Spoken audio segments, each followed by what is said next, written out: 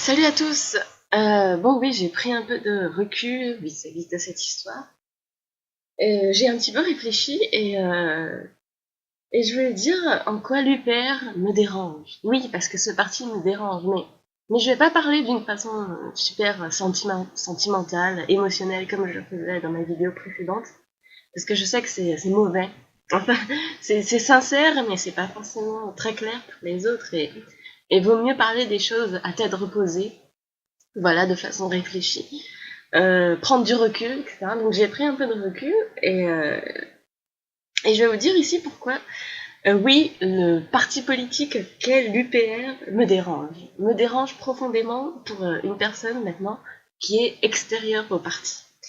Alors en fait, l'UPR, tout d'abord, je vais simplement dire que je ne suis pas une ignorante, hein, c'est-à-dire que je ne me contente pas de consommer le contenu UPR sur Internet.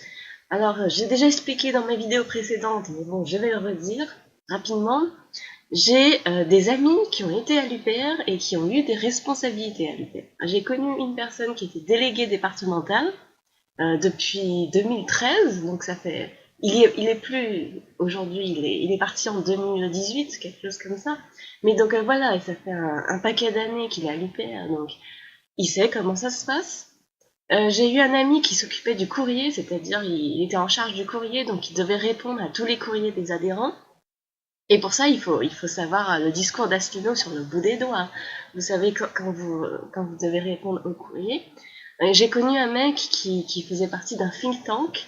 Bon, là, il s'agissait pas de l'UPR, mais bon, voilà, là, il était un think tank souverainiste, donc il était très intéressé par l'UPR.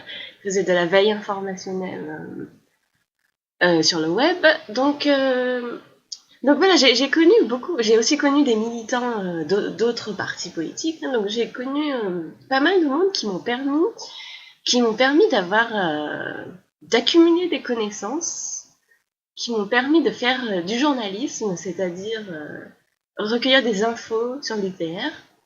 Et voilà, tout ça pour dire que je ne suis pas une ignorante, je parle en connaissance de cause, parce que enfin, je regarde parfois sur Internet les messages qu'il y a, mais je vois rarement de personnes qui connaissent mieux l'UPR que moi. Mais bon, je suis consciente que voilà, sur Internet, ce sont pas des gens qui ont été en interne, donc c'est normal. Mais ou du moins qui ont une vision aussi, comment dire, aussi polyvalente que la mienne, parce que par exemple, vous aurez certaines personnes qui sont militantes et qui connaissent très bien ce qu'est le militantisme, mais elles ne sauront pas très bien comment marchent les réseaux sociaux, comment marche Internet. Comme il y a des personnes qui savent très bien comment marchent les réseaux sociaux, qui ont dû s'occuper d'une communauté, qui ont dû la gérer, mais qui ne savent pas très bien comment ça se passe sur le terrain. Comme il y a des personnes qui voilà sont très douées pour tout ce qui est think tank, qui tout ce qui est influence, etc. Influence électorale, c'est-à-dire qu'est-ce qu'il faut faire pour inciter les gens à voter, comment les influencer à voter, enfin, qui sont très au courant du marché des idées, de la guerre des idées, parce que la politique c'est aussi la guerre des idées. Les think tanks, vous savez, c'est ceux qui vont influencer les partis politiques sur leur ligne. Ce sont des choses importantes, mais qui ne sont pourtant pas très au fait de comment gérer une communauté sur Internet, de comment marchent les réseaux sociaux, ou du militantisme de terrain. Donc vous voyez, tout le monde n'est pas omniscient. Et l'avantage que j'ai, bon, ça paraîtra un petit peu prétentieux, mais non, c'est pas du tout ce que je veux dire, c'est que j'ai quand même une vision que moi je considère polyvalente de l'UPR. Voilà. Mais tout ça en fait pour dire que non, je ne suis pas une ignorante. Et donc je vais expliquer ici pourquoi ce parti, l'UPR, me dérange profondément. Alors tout d'abord, je voulais dire, ce n'est pas un parti politique. Ce n'est pas un parti politique, ben, tout simplement parce qu'il ne fonctionne pas comme un parti politique. Je veux dire, pour expliquer rapidement, encore une fois, le fonctionnement de l'UPR, vous avez à la tête du parti donc François Asselineau. François Asselineau qui décide de tout. Mais quand je dis il décide de tout, c'est-à-dire qu'autour de lui, il n'y a pas de cadre, il n'y a pas de management, il n'y a pas.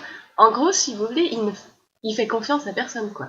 Il n'y a aucune autre personne de confiance qui peut avoir une certaine une certaine marge de manœuvre, quoi, qui peut décider de certaines choses sans demander au chef, quoi. Il y en a aucun. Enfin, je dis pas, évidemment, le chef doit être le décideur final, mais par exemple, je ne sais pas si les personnes qui m'écoutent, si parmi vous, il y a déjà des personnes qui ont été administrateurs, c'est-à-dire sur Internet. C'est facile, par exemple, administrateur d'un Discord, je prends un exemple d'un serveur Discord, par exemple, et bien souvent, vous aurez des modérateurs.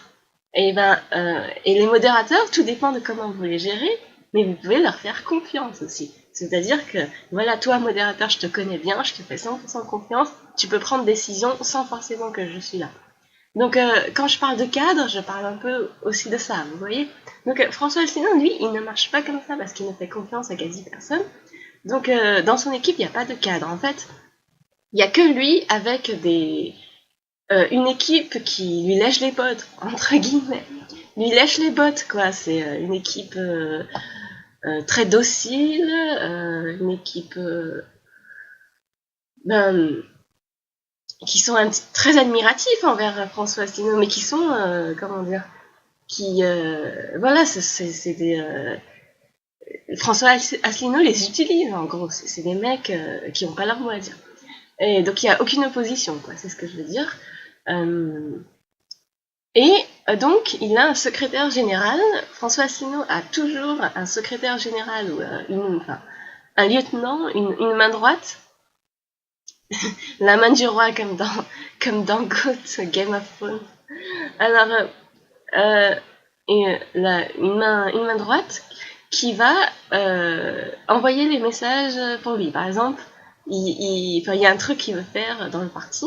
Dans ce cas-là, il va demander à son lieutenant, le secrétaire général, d'envoyer les messages aux délégués départementaux, etc. Ils vont transmettre aux délégués départementaux et après les délégués départementaux vont obéir à Paris, donc au siège à Paris, et vont faire leur truc au niveau local. Donc en fait, excusez-moi, je tousse un peu. En fait, c'est un truc qui c'est donc hyper centralisé. Les délégués départementaux à l'échelle locale, ils peuvent quasi rien faire, quoi. Ils attendent le courrier du secrétaire général, donc qui vient d'Asselineau, hein, ça vient directement d'Asselineau, qui voilà, envoie des messages, etc. Et puis et c'est pas très coordonné, quoi. Des fois, il y a des messages qui sont envoyés au dernier moment. Enfin bref, l'image que je vais donner, c'est une structure qui n'est pas très développée, quoi, qui est hyper centralisée et qui n'est pas très développée. Et les délégués départementaux sur le terrain, ils peuvent pas faire grand chose, il me semble. Hein.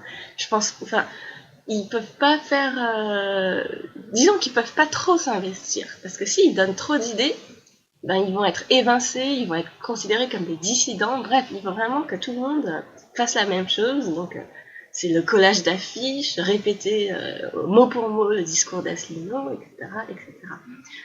Donc voici une image en bref. Donc ça, pour moi, ça montre pas que c'est un parti politique, parce que le parti politique, il veut se développer, il veut faire des scores électoraux. Et donc ça passe par diverses choses, hein, la communication, le passer dans les médias, et aussi au niveau du terrain, hein, c'est-à-dire convaincre localement les gens en faisant diverses actions. Par exemple, l'ancienne de la France Insoumise qui est venue à l'UPR, Sylvie Hebart, je crois, je sais pas comment on prononce son nom, mais ça se voit, elle a un petit peu d'expérience, par exemple, sur le terrain. En fait, c'est ça le militantisme, faire des actions pour essayer de convaincre les gens. Et donc l'UPR ne fait rien de tout ça. L'UPR n'essaie pas d'avoir des scores électoraux, enfin de monter électoralement en tout cas, hein, enfin, ça ne se voit pas. D'ailleurs, François Asselineau l'a dit, il y a plein de choses qu'il ne veut pas faire. L'UPR ne cherche pas à structurer son parti, et l'UPR ne cherche pas, très important, à avoir une communication, parce que dans tout parti politique, il y a quand même une communication. Et l'UPR n'en a pas de communication classique, entre guillemets, hein, parce que j'imagine qu'il existe tout type de communication.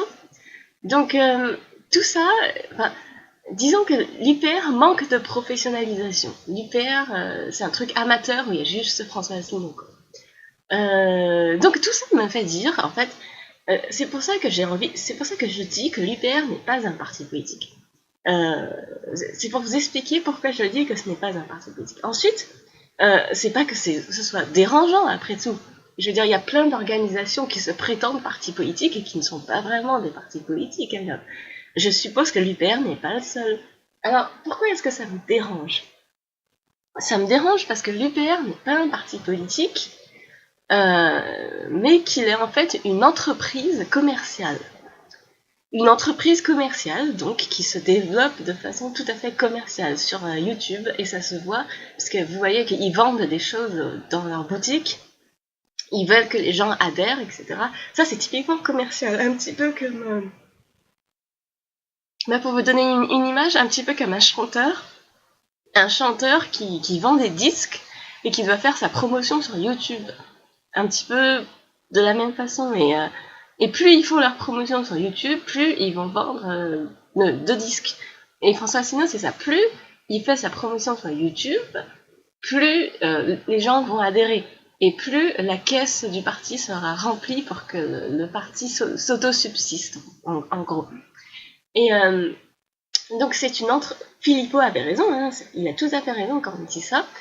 Les anciens du parti, enfin ceux qui ont de l'expérience, vous diront tous que François Asselineau voit son parti comme une entreprise, et François Asselineau lui-même dit qu'il est comme un chef d'entreprise. Alors bon, c'est François Asselineau lui-même qui le dit. Hein.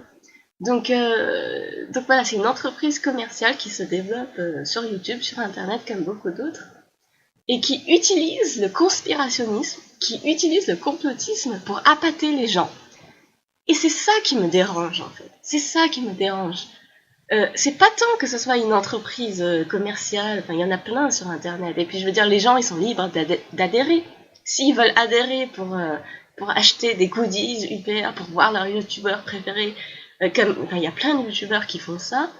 Je veux dire, qui demandent de payer pour se faire voir, quoi. C'est leur droit, après tout. Non, ce qui me dérange, c'est qu'il utilise le complotisme comme appât. Et pour appâter les gens. Et alors, au fond, c'est pas vraiment le complotisme qui me dérange, parce que moi-même, j'étais une ex-complotiste. Je ne le suis plus aujourd'hui pour des raisons d'expérience, quoi. La réalité, elle est toujours, elle est jamais sensationnelle, quoi. Elle est plutôt inintéressante. Mais pour autant, je ne suis pas contre le complotisme, parce que je pense que il y a de bonnes choses derrière. Ça montre que les gens sont curieux, il y a une soif de savoir dans le bon sens du terme, un besoin d'instruction. Donc je pense pas forcément que ce soit une mauvaise chose. Moi, je suis pas du genre à vouloir faire la chasse aux fake news, etc. La chasse au complotisme, c'est vraiment pas mon truc. Hein, je suis vraiment pas de ce bord-là. Mais pourquoi est-ce que ça me dérange? Ça me dérange parce que on l'utilise comme appât. Et c'est ça, au fond, qui me dérange. On l'utilise comme appât. On utilise ça pour enrôler des gens. Et ça me dérange profondément parce que vous pouvez, enfin, je veux dire, il peut y avoir des complotistes qui sont sincères. Et cela, il ne me dérange pas. Parce que, par exemple, imaginez, vous avez un complotisme, mais sincère dans ses idées, qui y croit, qui poste du contenu sur Internet, il émet ses idées, voilà, c'est normal, la liberté d'expression, elle est importante sur Internet. Donc, il y a des complotistes qui sont intelligents, qui ont le droit d'émettre leurs idées. Ils émettent leurs idées de façon sincère, et après, t'as des gens qui sont convaincus et qui les suivent. Et ça me dérange pas du tout si la personne est sincère. Mais dans le cas de François Asselineau, il utilise le complotisme comme appât. Il n'est pas sincère. Alors, est-il sincère dans ses idées et dans ses analyses? Je ne dis pas que... Évidemment qu'il est sincère dans certaines de ses analyses, évidemment qu'il est anti-européen. Mais il aime aussi déformer la réalité. Et déformer la réalité, c'est un truc qu'il fait constamment et dont il est 100% conscient. Et c'est ça que j'aime pas, en fait. Utiliser certaines choses comme appât, utiliser le complotisme comme appât. Et en fait, François Asselineau est-il vraiment complotiste? Enfin, vous allez vous poser la question, parce que certains vont me dire, peut-être que c'est un complotiste sincère, après tout. Mais en fait, ce qui se passe, c'est que oui, il est sincère dans certaines de ses idées, mais c'est pas pourtant qu'il est sincère dans toutes ses idées. Vous voyez ce que je veux dire? Alors, dans la plupart des idées de fond, il est probablement sincère. De toute façon, il n'a pas le choix, il faut qu'il continue son discours. Mais ça ne veut pas dire qu'il est sincère dans le fait qu'il croit que les médias le blacklistent, qu'il croit que Voilà, il y a une censure qui est faite exprès contre lui, qui croit que parce qu'il est présent sur Internet, qu'il mérite plus de médiatisation. Ça, c'est pas sûr qu'il y croit sincèrement. Hein. Ça, c'est pas... Et je pense que non, il y croit pas. Parce qu'il est pas con, il est pas stupide. Donc, le problème, c'est que s'il arrête de dire les médias nous mentent, bah voilà, il perd tous ses adhérents. Il perd tous ses adhérents, parce que c'est grâce au complotisme qu'il les a, ses adhérents. C'est grâce au sentiment d'injustice qu'il arrive à instiller chez les gens qu'il les a, ses adhérents. Donc il n'a pas intérêt voilà, il peut pas arrêter d'être complotiste. Mais c'est ça qui me dérange profondément chez François Asselineau. Je vais prendre un exemple un petit peu peut-être bancal, hein, vous me direz. Mais bah non, Étienne Chouard que je ne connais pas, donc peut-être que ce que je dis est faux. Après tout, je le connais pas. Mais quand je le vois, j'ai l'impression que c'est une... Parce que Étienne Chouard, vous savez, il est quelquefois accusé de complotisme. Parfois, il est un petit peu complotiste, il dit complot bancaire, etc. Mais Étienne Chouard, il est sincère. Et c'est un truc qui se voit pour moi. Il est... Étienne Chouard, c'est peut-être un complotiste, mais c'est un complotiste sincère. Je ne crois pas qu'Étienne Chouard soit quelqu'un qui ne soit pas sincère. Il a pas vraiment cherché à manipuler des gens. Je crois que ça transpire hein, quand il parle. Et donc récemment, il passe de plus en plus dans les médias. Il passe beaucoup à Sud Radio, il me semble. Et j'ai vu une interview récemment d'Étienne Chouard du paparazzi de YouTube, là, Isadora Duncan. Et il m'a semblé un petit peu blasé. Alors, c'est une hypothèse que je fais. Peut-être qu'Étienne Chouard commence à devenir de moins en moins complotiste. Parce qu'il voit que finalement les médias, elles le traitent d'une façon qui sont bonnes. Il voit finalement que son idée de démocratie directe ne marchera peut-être pas à cause des lobbies, etc. Donc il devient de plus en plus peut-être blasé, quoi, quelque part, par la... Enfin, donc voilà, je pense qu'Étienne Chouard est une personne sincère. Et ça me dérange pas. Ça me dérange pas quand on est sincère, quand on a des idées complotistes mais sincères. Mais François Asselineau, c'est pas son cas.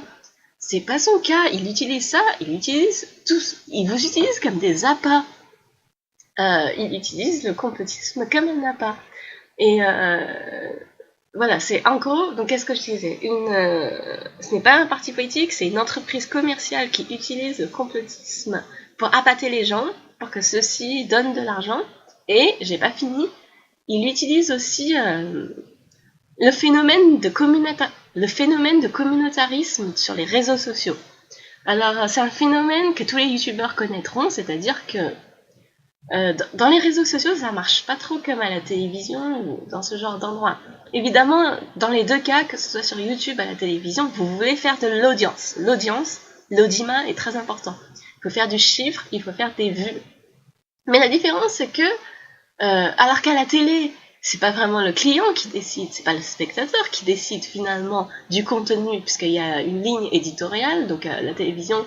Enfin, il y a du choix, il y a des chaînes, mais finalement, c'est pas le spectateur qui décide, c'est la télé qui décide du contenu qu'il veut diffuser. Mais sur Internet, c'est pas ça. Sur Internet, c'est le client qui décide, enfin, c'est le spectateur qui décide de ce qu'il regarde. Et si vous voulez, ce qu'il va faire, c'est que le spectateur donc va pas rechercher un contenu qui est intéressant en lui-même. Il va pas chercher un truc éducatif intéressant en lui-même. Non, mais c'est bien la preuve. D'ailleurs, sur YouTube, tous les contenus éducatifs, par exemple les conférences de fac, etc., les trucs compliqués, ils ont quasi aucune vue. Donc voilà. Mais en fait, sur YouTube, on va chercher le contenu qui nous intéresse. Pas un contenu intéressant, mais un contenu qui nous intéresse. Et c'est comme ça que les communautés se créent. C'est par exemple, moi, j'ai pas confiance aux médias. Je me pose plein de questions sur la politique. Je suis hyper curieuse. Donc du coup, je vais voir sur YouTube, je vais rechercher sur YouTube un sentiment qui peut me satisfaire. Et donc les vidéos complotistes peuvent me satisfaire dans le sens où ils vont me donner une vérité qui satisfait ma curiosité, une vérité confortable, une vérité qui me fait sentir supérieure aux autres. Évidemment, c'est un petit peu plus subtil hein, que ça. Je sais que j'explique mal, mais c'est un petit peu ça. Et du coup, tout... Et du coup, voilà, du coup, d'autres personnes qui recherchent la même chose vont rechercher le même type de contenu. Les communautés vont se créer et, euh, et voilà quoi. Et posez-vous la question, pourquoi est-ce que les communautés sur Internet ne se mélangent jamais? Vous voyez par exemple une chaîne YouTube comme l'UPR ou RTTV qui ont beaucoup de clients en commun, enfin, ou même, même la dissidence, hein, Vincent Lapierre, etc. Ils ont beaucoup de spectateurs et clients en commun. Pourquoi est-ce que ces gens ne se mélangent pas aux chaînes YouTube de Aude What the Fake, par exemple? Aude What the Fake, tous ces youtubeurs qui font du débunkage, là je les connais pas tous, excusez-moi, hein. Mais Aude What the Fake, hygiène mentale par exemple. Attendez, je suis désolée, je me souviens. Faut que je me rappelle les noms des chaînes YouTube. Alors, ok, il y en a pas tant que ça en fait. Alors, Aude What the Fake, tous ces vidéos qui font du débunkage, comment il s'appelait l'autre débunker là, il y avait un autre mec qui faisait du débunkage. Défécator, je crois. Ouais, Défécator, hygiène mentale, Aude What the Fake. Tous ces chaînes-là qui font du débunkage de complot, ils ont des spectateurs, des consommateurs en commun. Ils ont de la clientèle en commun. Et posez-vous la question, pourquoi est-ce que ces clientèles ne se mélangent jamais? Enfin, ils peuvent se mélanger, mais comment dire? Ils peuvent se mélanger, mais moins que les autres, quoi. Je sais qu'il y en a qui sont abonnés à toutes les chaînes, je le sais. Mais vous voyez sur Internet des phénomènes, enfin, les idéologies sur Internet sont hyper sclérosées. Si vous êtes d'une idéologie, je sais pas, je prends un exemple, si vous êtes d'extrême droite, eh ben, YouTube ne va que vous recommander du vidéo d'extrême droite. Il y aura pas de recommandation sur une orientation qui n'est pas la vôtre. Du coup, ce qui se passe, c'est que il est très dur pour une personne lambda de trouver une personne qui va nous apporter de la contradiction sur les réseaux sociaux, parce que il y a ce phénomène de communautarisme, c'est-à-dire que les gens vont chercher le contenu qui conforte leurs idées qui étaient déjà là auparavant, qui conforte des idées qui étaient déjà là auparavant, et puis qui va les faire se réunir avec d'autres personnes qui partagent des choses en commun, donc une communauté, etc. Et donc, pour en revenir à l'UPR, François Asselineau, il profite de ce phénomène-là aussi. Il utilise le communautarisme des réseaux sociaux pour faire croire aux gens sur Internet que finalement que tout le monde est pro-UPR, alors que c'est loin d'être le cas. Il fait croire que non seulement tout le monde est pro-UPR, mais aussi que tout le monde... que peu de gens ont un avis négatif sur l'UPR, que la plupart des gens ont un avis positif sur l'UPR. Alors il peut faire ça en faisant diverses manœuvres, hein. Il peut faire ça en censurant sur sa chaîne UPR TV, puisque vous savez que dans toutes les chaînes YouTube, vous avez une modération, c'est normal, hein. Vous savez que quand vous avez une chaîne YouTube, vous recevez beaucoup de spam, de trucs pas terribles, donc c'est normal qu'il faut modérer. Et François Asselineau, il va pas vraiment modérer les avis qui sont contraires sur sa chaîne, mais il va plutôt modérer des révélations sur des affaires internes. Par exemple, si vous le critiquez, si vous critiquez François Asselineau, mais pas vraiment en plaisantant, parce que ce genre de choses, il les laisse, mais de façon sérieuse, en révélant des affaires internes, à coup sûr, vous serez censuré sur sa chaîne. Donc voilà, ils peuvent censurer sur leur chaîne pour garder que les avis positifs et donner l'illusion que l'UPR est dans le vrai, que Asselineau est dans le vrai. Ils vont donner cette illusion grâce aux commentaires. Et réfléchissez un peu. S'il n'y avait pas les commentaires, si ils désactivaient les commentaires, ne pensez-vous pas qu'il y aurait moins d'adhérents? Oui, il y aurait moins d'adhérents si supprimaient, si désactivaient les commentaires. Parce que quand vous avez un produit isolé qui est tout seul, vous savez pas trop quoi en faire. Imaginez que François Asselineau n'a pas de chaîne YouTube, mais par contre qu'il a écrit un livre, comme Florian Philippot, par exemple, il a écrit un livre sur le Frexit où il mettait ses analyses, Ou par exemple le fait qu'il ait sorti des DVD, mais gratuitement, hein, qu'il diffuse des DVD gratuitement de ses conférences, à l'état brut, comme ça, à l'état brut, sans communauté, etc. Il les diffuse et les gens les possèdent. Bah, qu'est-ce que vous croyez que l'inconnu va faire? Il va regarder le contenu, il va se dire ah ouais, c'est intéressant tout ça. Ou il va se dire ah ouais, c'est bizarre tout ça. Ou, enfin, il peut se dire plein de choses, mais je pense que globalement, il se dira ah ouais, ce mec, il est plutôt intéressant. Mais s'il y a personne autour de lui pour approuver le type, qu'est-ce qu'il pense qu'il va faire? Bah, il va dire bah, ce mec est intéressant, mais c'est tout. Je laisse le DVD, je laisse le livre dans mon armoire et je passe à autre chose parce que après tout, je ne sais pas si ce mec dit la vérité. Tandis que si vous mettez ça sur les réseaux sociaux, sur YouTube, et que vous créez une communauté, et ben du coup, l'inconnu qui tombe sur ce contenu, au début, il ne sait pas quoi en faire, mais après, quand il voit tous ces commentaires positifs, et qui se pose de plus en plus de questions, il se dit, le contenu est intéressant, mais en plus, avec tous ces commentaires positifs, c'est peut-être que le contenu est vrai. Et ça va le convaincre davantage. Vous savez, effet de foule, effet mouton, etc. Donc, le fait qu'il y ait une communauté avantage dans le cas de François Asselineau. Parce que j'ai pas envie de dire que le fait d'avoir une communauté sur Internet avantage les partis politiques. C'est pas vrai. Mélenchon, vous l'avez bien vu, il a eu une belle... il a eu un beau succès lors des présidentielles en termes électoraux, mais là, vous voyez bien qu'il descend, quoi, qu'il se rétame un peu. Et lui, il a une communauté importante sur Internet. Une communauté importante qui lui a pas forcément servi, hein, parce que les communautés sur Internet harcèlent tout le monde. Harcèlent les autres youtubeurs, harcèlent les inconnus, harcèlent les journalistes. Donc c'est pas forcément une bonne idée d'avoir une communauté sur Internet. De manière générale. Bon, je n'ai rien à dire en ce qui concerne la France Insoumise, parce que c'est un parti qui est déjà développé, Mélenchon qui est déjà un parlementaire, donc ils ont réussi leur vie, entre guillemets, avant de se lancer sur YouTube. Donc j'ai pas de critique à faire auprès d'eux. Je veux juste dire que, voilà, avoir une communauté sur Internet, non, ça favorise pas forcément... ça vous favorise pas forcément au niveau politique. Mais, dans le cas de François Asselineau, oui, ça le favorise. Puisque de toute façon, c'est une entreprise commerciale. Donc, dans l'optique où c'est une entreprise commerciale, tout ça va le favoriser. Surtout qu'il utilise le complotisme comme un appât. Voilà, le monde est injuste, on est censuré. Moi, je vais adhérer juste parce que François Asselineau ne peut pas être médiatisé dans les médias, etc., etc. Donc, dans son cas à lui, oui, ça le sert. Bon, alors, revenons à nos moutons. Désolée, je suis un peu longue. Alors, l'UPR, pour moi, c'est pas un parti politique, c'est une entreprise commerciale. Une entreprise commerciale qui utilise le complotisme pour appâter des gens et utilise le phénomène de communautarisme sur les réseaux sociaux pour appâter des gens. Et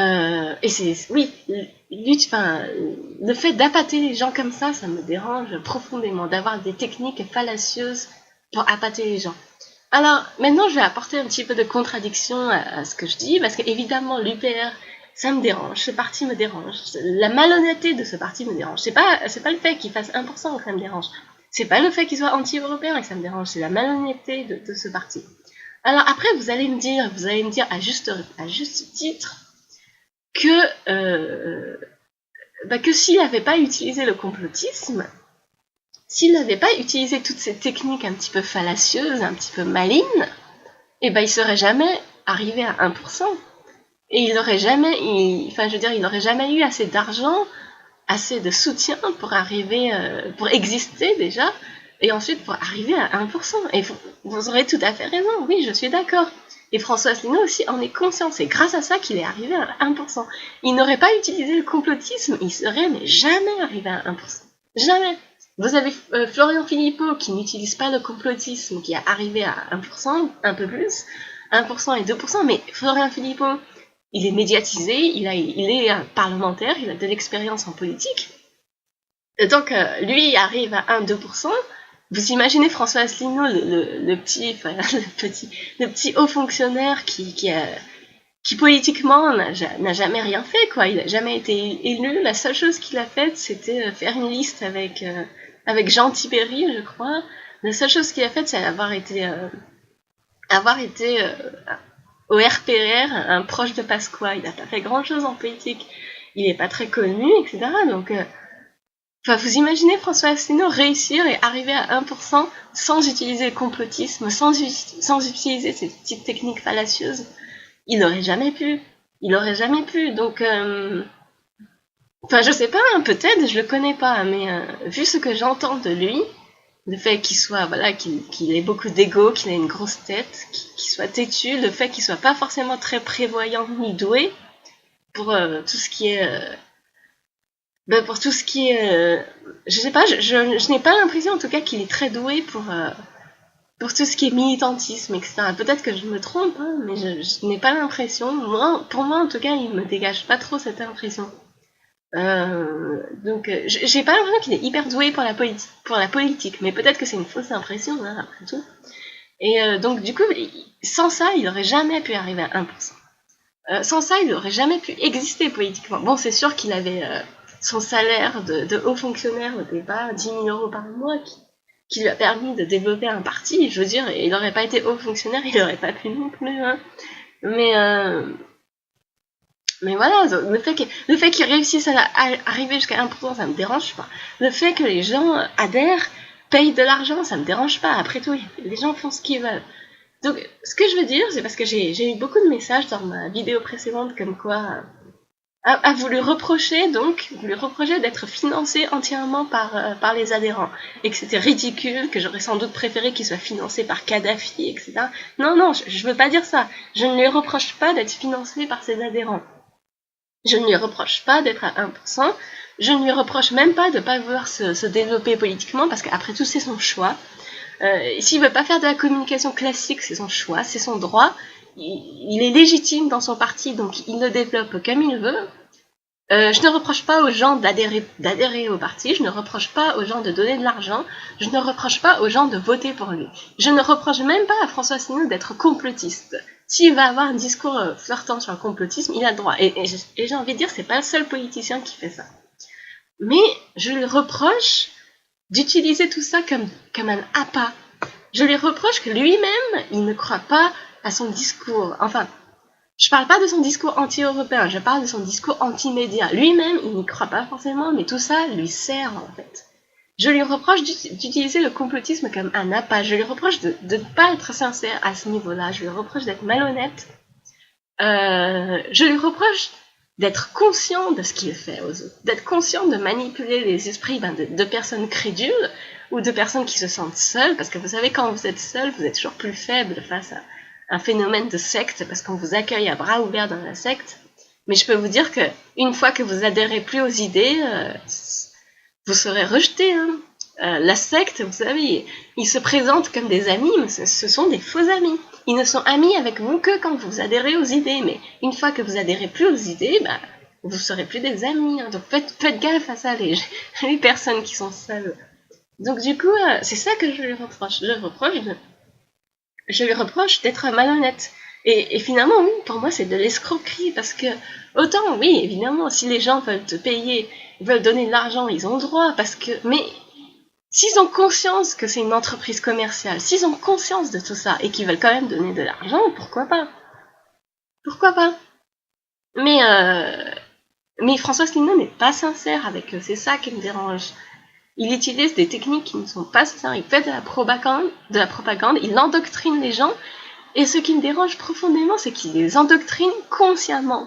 Parce qu'après tout, il pourrait endoctriner inconsciemment. Comme je vous l'ai dit, il y a des complotistes qui sont sincères, des complotistes qui croient vraiment à leurs idées. Donc après tout, c'est pas leur faute si certaines personnes les suivent, parce qu'ils croient vraiment à leurs idées. Mais François Asselineau, voilà, c'est pas son cas. Il endoctrine les gens de façon consciente. Il sait qu'il n'est pas sincère, il sait qu'il fait de l'endoctrinement. C'est ça qui me dérange profondément.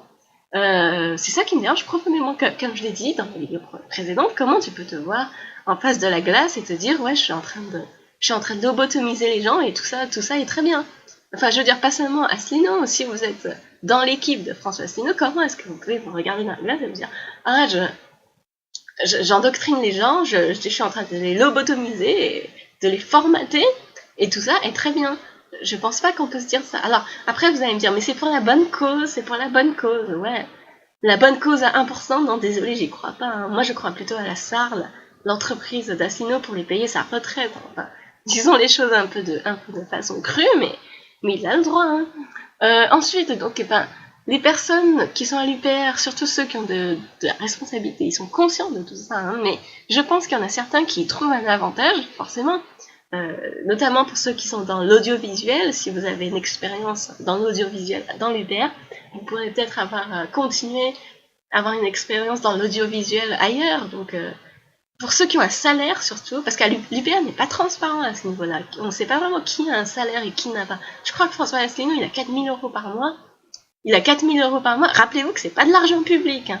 C'est pas de l'argent public. Les 4 000 € par mois, c'est l'argent des adhérents uniquement. Et il y a quelques personnes de son parti à l'époque. Je ne sais pas si ça a évolué depuis. Ils étaient 6 ou 7 personnes à être rémunérées par l'UPR tous les mois. Ces personnes-là, ceux qui reçoivent un salaire tous les mois de l'UPR, je peux vous dire qu'endoctrinés ou pas, ils y voient un intérêt.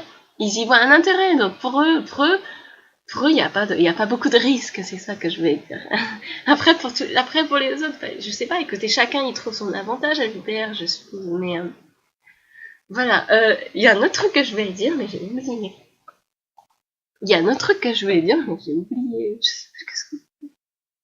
C'était quand je parlais de Philippot, là, je voulais parler d'un truc, j'ai complètement oublié.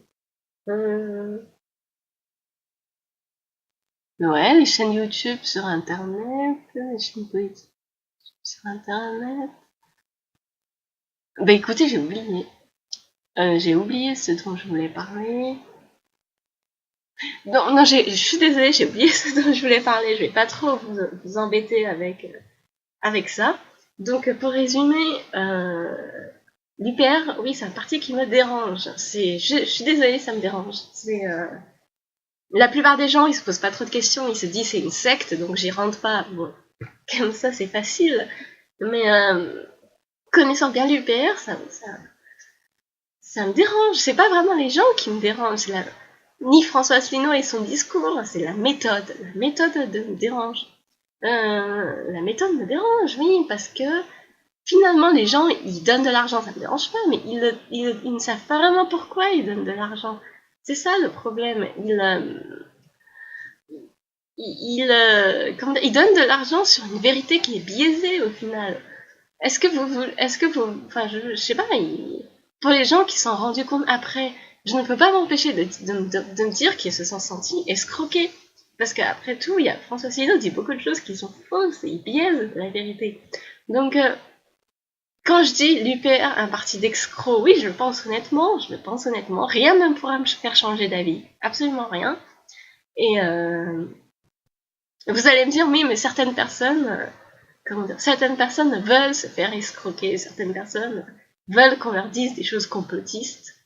Ils veulent ça, quoi, ils le cherchent, mais moi, ça me paraît malhonnête. Oui, je sais qu'il y a beaucoup de gens crédules sur Internet, je sais, hein, mais non, moi, ça me dérange.